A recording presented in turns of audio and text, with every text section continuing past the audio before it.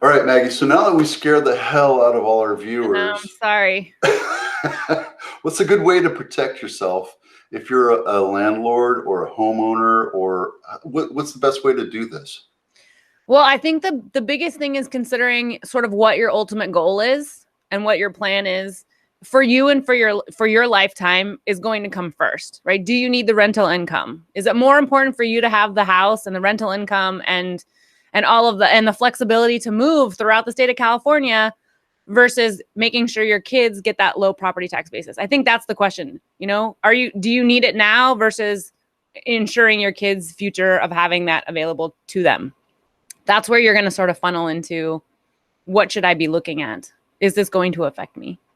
Right. So like the easy answer is the minute you gather your children around for Thanksgiving or Christmas and say, when I die, this is my plan. And when I die, your intention is you either make a decision to keep the property that we're going to gift to you or heir to you, Yeah. whatever, or you take it and sell it Yeah. because the property taxes are going to be so outrageously expensive that you're not going to be able to make the rent.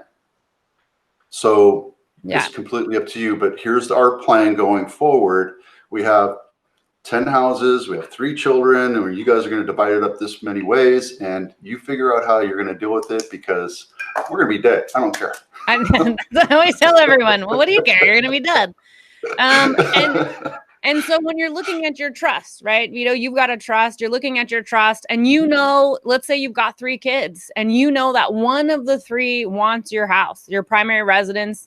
And so what you can do is amend your trust, build in a gift for the child that they get this house, they get the property, but you want to equalize it with the other 2.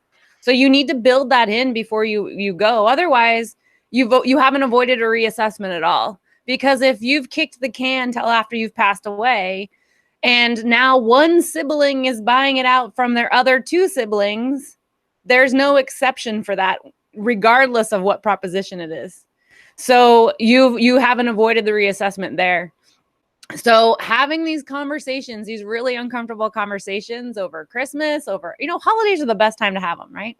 Well, you're going to fight with your family anyway, so get it over and done with. Not? Do it. These are the conversations you need to have so that you can, and having a child say, Mom, I want to have your house. And the parent not say, like, how rude, I'm not even dead yet, sort of thing. It's like, well, not my bones before I'm dead. Right, yeah, they're not trying to be rude. They're trying to plan for their future as well. So being open to these conversations, if you're the parent, is really helpful as well. And the hardest thing for an adult child to do is have that conversation with their 100%. Right, and how do you broach that subject? And you just have to pick your battles, and maybe you plant a seed today and you have a little conversation, you push that rope forward, you keep pushing the rope over multiple conversations, and then once they're ready to fall over the edge and start having that conversation, they'll come to you, right? Because what they're thinking, and understand the generations, right, is like, don't talk to me about money. This is my money. We don't talk about money. And a lot of people do that, right? The rich, the uber rich, they talk about money all the time. This is how we plan. This is how we do it.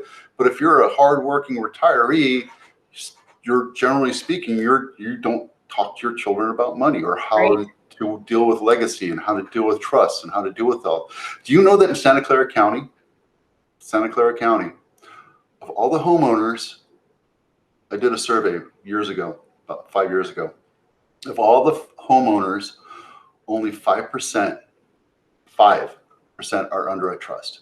Oh my gosh, that completely terrifies me. Oh my gosh, that terrifies me. Because the alternative is your house is going to go into probate. Oh, that's going to cost you way more money than doing anything, right? Yeah. Oh, geez. It's because the generation doesn't talk about what happens next. They don't want to talk about death and taxes and money. And that's the thing, is like, if you have a parent that's living, you owe it to yourself to talk to them about what their legacy plan is. And as uncomfortable as it is, as morbid as it is, it's a fact. You said it right in the beginning of the show. The only two things that are certain in this life are death and taxes, right? Death and taxes. And that's what we're talking about today. Yes. And how does it work? How did it work up until February 1st? How did it work, 2021? right? Yeah. And how does it work now? And how can we best attack this? How can we best strategize this to make sure that it's seamless? Because when your parent passes, the last thing you want to do is think about money, think about taxes, think about what the property is, and think about all this other stuff. I've done it multiple times with friends. Yeah, absolutely. Even before that, you know, if somebody goes into a coma, somebody gets hit by a car, somebody has Alzheimer's, and you see the trickling, you know, bills aren't getting paid, the house isn't doing well, and now the child is taking over for their parents. If you've hit that point, it's too late for you to do an estate plan. It is too late. And that's the scary thing, right? It's too late for you to do anything. You have no power to help. And that's what you want to do, is you want to be able to help, right? You want to empower the parent to help the child to be able to help the parent. Right. And I've seen it multiple times, and it's so painful to watch that child.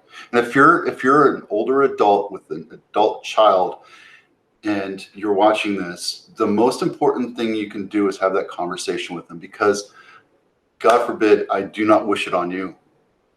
If you fall under the diseases of just dementia or Alzheimer or anything that takes your capabilities away, it is the worst thing for your child to go through. Believe me, because all they see is a shell of who you were, and you're gone, and they have to adult up and go and take care of you every day. And they go home crying and just in an emotional turmoil. And then when you finally pass, you have this big fog of, oh my God, what happened? This last year or 5 years or 10 years have just been the worst 10 years of my life. Now I have to go and play catch up and try to figure out how to settle your estate and do taxes and do all this stuff, as well as bury you. And it's the worst thing you could do for your child if you don't have a legacy plan.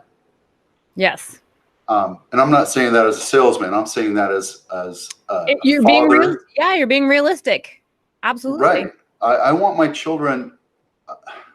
I don't want my children to think of my passing as a traumatic experience and there's got to be a better way. I don't want it to be like, oh, this sucks that dad died. Yeah, I'm going to deal with the emotional side. But now everything's been planned out, and at least he did that for me, right? Right. At least I had the courage enough to say, yes, I'm going to die one day. What's my plan? And not like I'm a millionaire, but at the same time, I still have certain assets my children need to have. Yes, absolutely. And seeing my friends' parents go through it, seeing my wife go through it twice in 7 days, and having to go through all that, it just really activated me to learn more about this. So the whole trust thing has just been a godsend. Absolutely. Oh, I agree. I agree with you, Vito. Absolutely. So I'm really pitching you. I know, right? Yeah, I agree with you perfectly. Here I have